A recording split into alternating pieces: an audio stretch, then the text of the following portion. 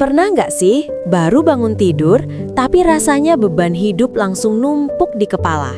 Kita langsung ngeluh ke sana-sini soal cicilan, sedih lihat saldo tabungan, bahkan sampai nunduk-nunduk berlebihan demi cari muka di depan orang kaya. Hati-hati, tanpa sadar kita sedang menjauhkan diri dari sumber rejeki. Yuk, kita bedah rahasia ketenangan hati agar hidup nggak cuma capek, tapi juga berkah. Assalamualaikum warahmatullahi wabarakatuh, sahabat cerita ilmu. Senang sekali bisa kembali menyapa Anda semua. Sebelum kita melangkah lebih jauh, mari kita resapi sebuah doa indah yang dipanjatkan oleh baginda Nabi Muhammad SAW khusus untuk kita. Allahumma barik li ummati fi bukuriha. Artinya, ya Allah, berkahilah umatku di waktu paginya. Rasulullah menginginkan pagi kita penuh cahaya. Namun pertanyaannya, apakah kita sudah menjemput berkah itu atau malah mengusirnya dengan keluhan? Yuk, dukung terus channel ini dengan cara like, komen, dan subscribe. Mari kita aminkan doa Nabi tadi di kolom komentar. Ya Allah, berkahilah pagiku dan cukupkanlah rezekiku. Amin. Sahabat cerita ilmu yang saya muliakan, pernahkah Anda merenungkan sebuah misteri besar tentang detik pertama? Saat kelopak mata kita perlahan terbuka, saat kesadaran kita ditarik kembali dari alam tidur menuju alam dunia, disitulah letak penentu nasib kita sepanjang hari. Pagi hari bukan sekedar perpindahan waktu dari gelap ke terang.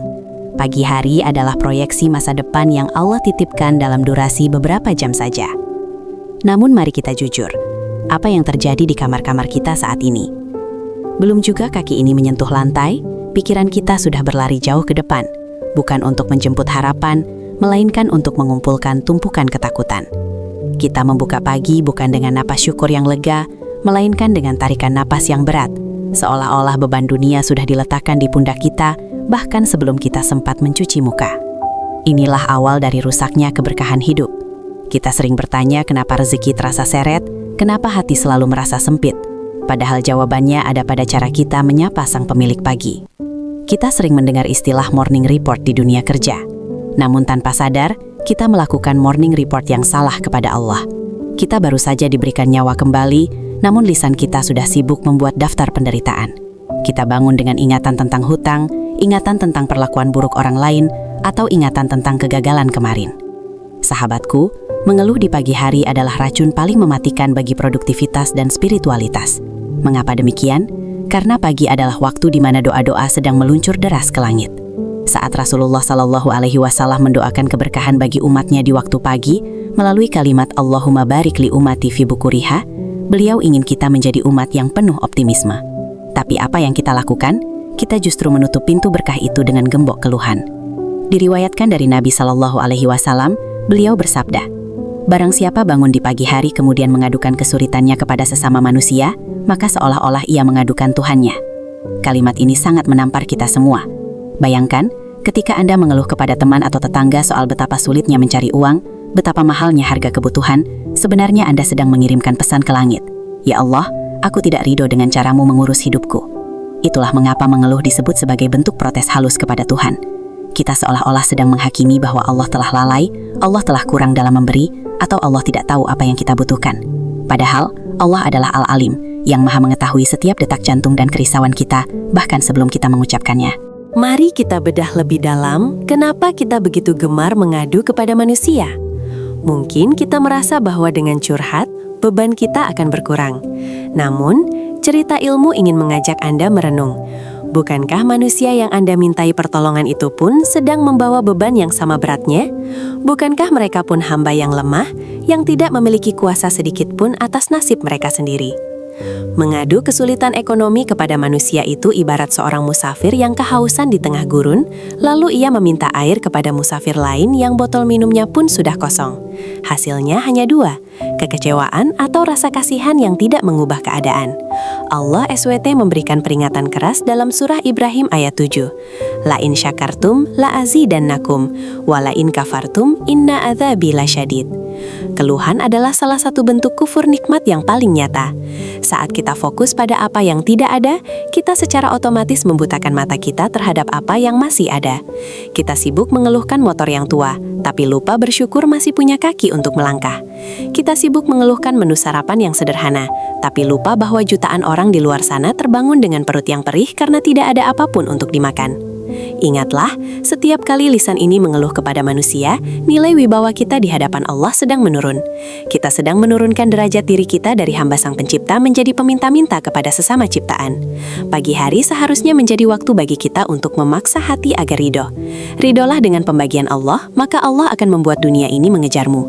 Namun jika Anda tidak ridho, maka dunia akan mengejarmu hingga Anda merasa lelah, dan Anda tetap tidak akan mendapatkan apa-apa selain apa yang telah ditetapkan. Sekarang, kita masuk ke poin yang paling menusuk. Perasaan sedih dan galau di pagi hari karena urusan duniawi.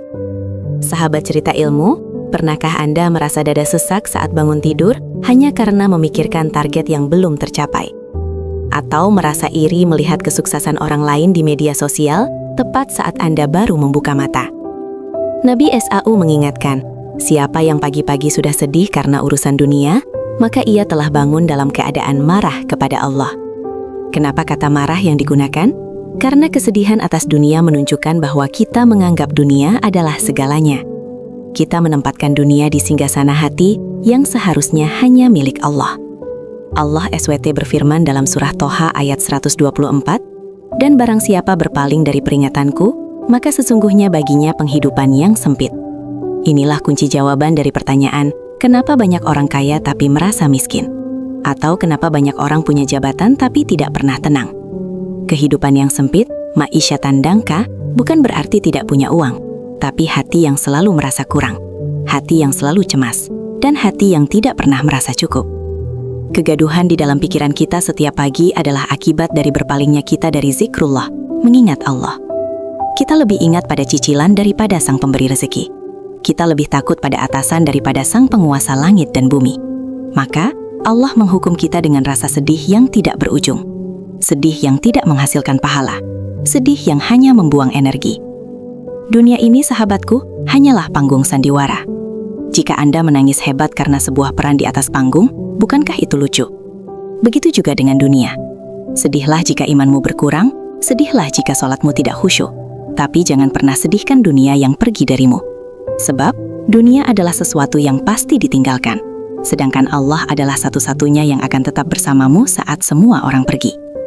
Maka, mulai besok pagi, saat mata ini terbuka, mari kita buat kesepakatan baru dengan diri sendiri. Sebelum bibir ini mengeluh, paksa dia untuk berucap, Alhamdulillahilladzi ahyana ba'dama amatana wa ilaihin nusyur. Paksa hati untuk mencari satu saja nikmat yang bisa disyukuri. Jika Anda bisa memulai pagi tanpa keluhan, tanpa sedih urusan dunia, dan tanpa merasa butuh pengakuan orang kaya, maka Anda telah memenangkan separuh pertempuran hidup hari itu. Anda telah menjadi hamba yang merdeka, hamba yang tidak bisa disetir oleh angka di rekening, hamba yang tidak bisa dihancurkan oleh komentar orang lain, dan hamba yang benar-benar merasakan indahnya doa Nabi, berkah di waktu pagi. Sahabat cerita ilmu yang saya cintai karena Allah.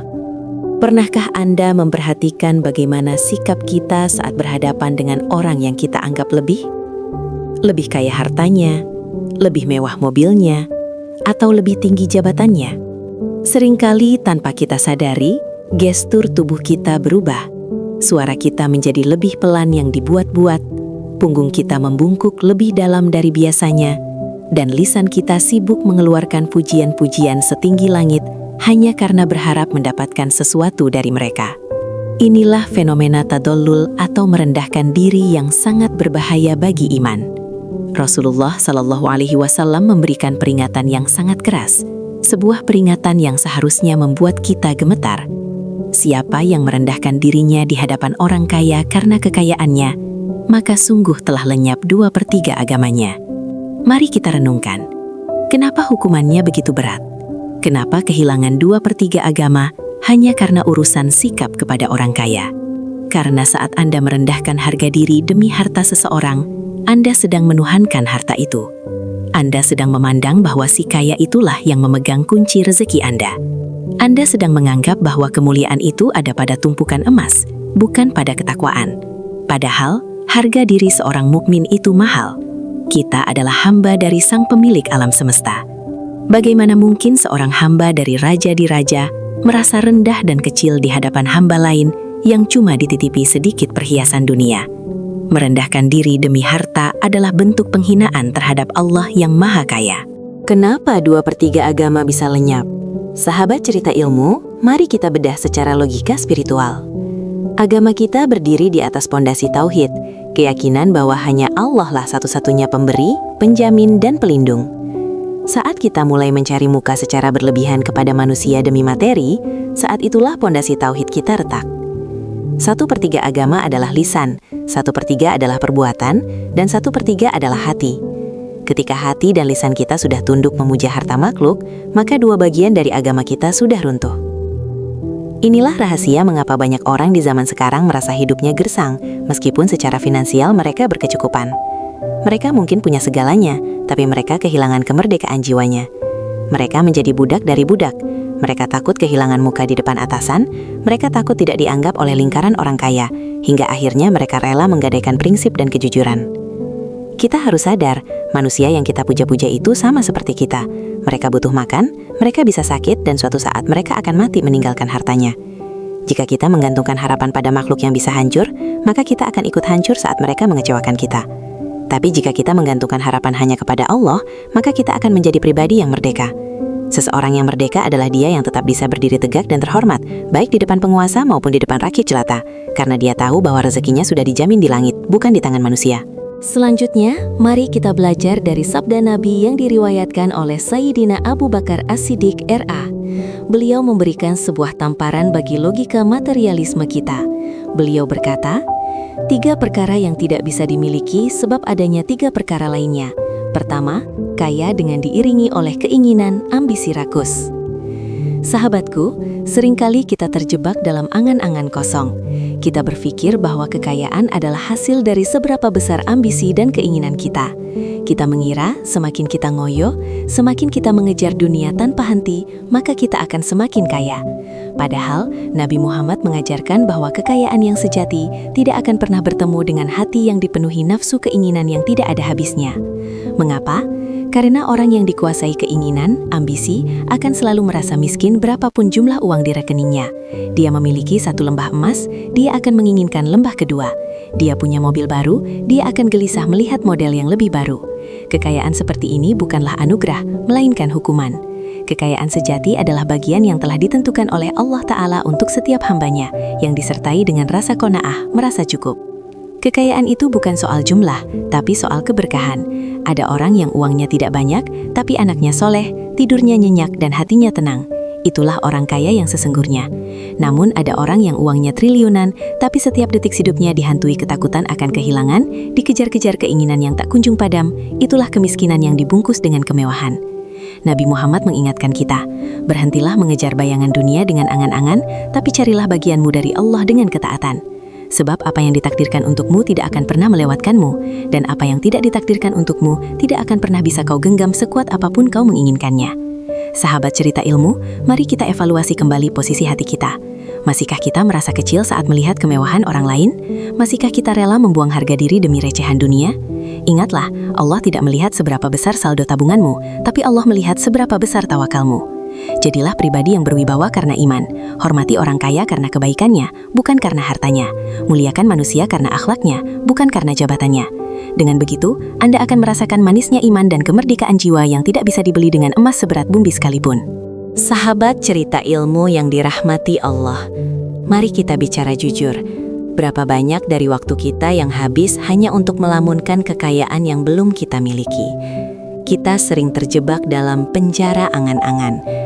Kita membayangkan seandainya kita punya rumah sebesar itu, seandainya kita punya jabatan setinggi itu, maka kita akan bahagia. Padahal hadis di atas memperingatkan kita dengan sangat halus namun tajam. Kekayaan yang berkah tidak akan pernah datang dari angan-angan kosong. Ada perbedaan besar antara bercita-cita dengan berangan-angan. Cita-cita itu dibarengi dengan sujud dan kerja nyata. Sementara angan-angan hanyalah nafsu yang membuat kita lupa pada nikmat yang sedang ada di tangan. Banyak orang yang hidupnya habis hanya untuk mengejar bayangan. Seperti orang yang mengejar fata morgana di padang pasir. Terlihat seperti air dari kejauhan, tapi saat didatangi ia hanya hamparan pasir yang panas. Ingatlah, kekayaan yang sebenarnya adalah ketika kita ridho dengan apa yang Allah tetapkan hari ini sambil tetap berusaha dengan cara yang halal. Tanpa izin Allah, keinginan setinggi langit pun hanya akan menjadi beban pikiran yang melelahkan jiwa tanpa membuahkan hasil. Rezeki itu sudah ada alamatnya, sahabatku. Ia tidak akan pernah salah ketuk pintu. Tugas kita bukan mencemaskan hasilnya, tapi memuliakan caranya. Selanjutnya, mari kita merenung tentang waktu. Salah satu anugerah yang paling sering kita sia-siakan adalah masa muda. Banyak orang di usia senja sibuk mencari cara untuk terlihat muda kembali. Mereka mewarnai rambut, mereka melakukan perawatan mahal, mereka berusaha membohongi cermin. Namun, Abu Bakar RA mengingatkan kita dengan kalimat yang abadi. Masa muda tidak akan bisa kembali hanya dengan memberi pewarna pada rambut. Ini bukan sekedar soal uban atau kerutan di wajah. Ini adalah soal hakikat waktu. Masa muda adalah fase di mana energi kita berada di puncak, di mana tekad kita paling kuat. Jika masa muda itu habis hanya untuk mengejar dunia yang menipu, maka tidak ada pewarna rambut di dunia ini yang bisa menghapus penyesalan di masa tua. Masa muda adalah fase yang pasti berlalu, dan yang tersisa kelak bukanlah seberapa hebat penampilan fisik kita, melainkan seberapa banyak waktu muda itu kita gunakan untuk sujud kepadanya. Jangan sampai kita baru ingin bertaubat saat tenaga sudah hilang. Karena masa muda adalah modal utama untuk menabung amal sebelum masa senja menjemput. Sahabat cerita ilmu, poin ini sangat relevan dengan dunia medis modern kita. Kita sering terlalu mendewakan obat. Saat kepala pusing, kita cari pil. Saat badan sakit, kita cari dokter terbaik. Tentu, berobat adalah syariat dan perintah agama. Namun seringkali kita lupa pada sang penyembuh di balik obat tersebut. Abu Bakar RA meluruskan pandangan kita. Sehat tidak terjadi semata-mata karena obat, melainkan dengan kesembuhan dari Allah. Berapa banyak orang yang meminum obat yang sama, ditangani dokter yang sama, namun hasilnya berbeda. Obat hanyalah perantara, ia hanyalah pintu yang kita ketuk. Tapi yang memiliki wewenang untuk membuka pintu kesehatan itu tetaplah Sang Kholik. Jika kita terlalu bergantung pada obat, kita kehilangan nilai tawakal.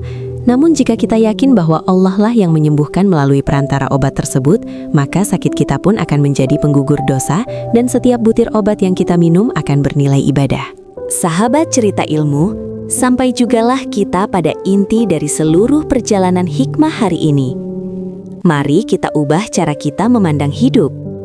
Pagi ini, saat Anda terbangun nanti, berjanjilah pada diri sendiri. Aku tidak akan mengawali hariku dengan keluhan yang membuat Allah murka. Ingatlah doa Nabi kita yang mulia. Allahumma barik li ummati fi bukuriha. Ya Allah, berkahilah umatku di waktu paginya. Berkah itu tidak akan masuk ke hati yang penuh dengan kedengkian dunia. Berkah itu tidak akan singgah pada jiwa yang hancur karena mengejar pengakuan manusia. Jangan sedihkan dunia yang pergi, karena dunia memang sifatnya meninggalkan atau ditinggalkan. Tapi sedihkanlah jika imanmu mulai rapuh, sedihkanlah jika hubunganmu dengan Allah mulai menjauh. Perbaiki sholatmu, jaga kehalalan makananmu, maka demi Allah, Allah akan memperbaiki urusan duniamu tanpa kau duga. Sahabat cerita ilmu yang saya muliakan, dunia ini hanyalah sebuah perjalanan singkat.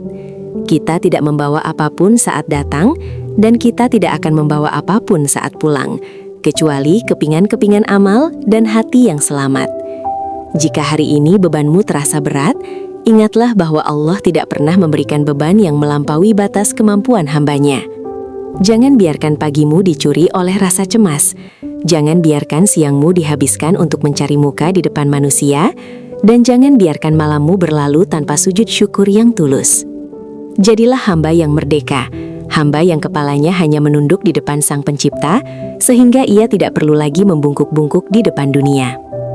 Semoga Allah melembutkan hati kita untuk menerima setiap nasihat baik, menjernihkan pikiran kita dengan asupan yang halal, dan memberkahi setiap langkah kita menuju ridho-Nya. Karena pada akhirnya, bukan seberapa banyak yang kita kumpulkan yang akan membuat kita bahagia, tapi seberapa banyak yang kita syukuri. Terima kasih telah menemani perjalanan hikmah ini. Jangan lupa untuk membagikan video ini jika Anda merasa pesan ini perlu didengar oleh orang-orang tersayang Anda. Kita bertemu lagi di ruang ilmu selanjutnya. Wassalamualaikum warahmatullahi wabarakatuh.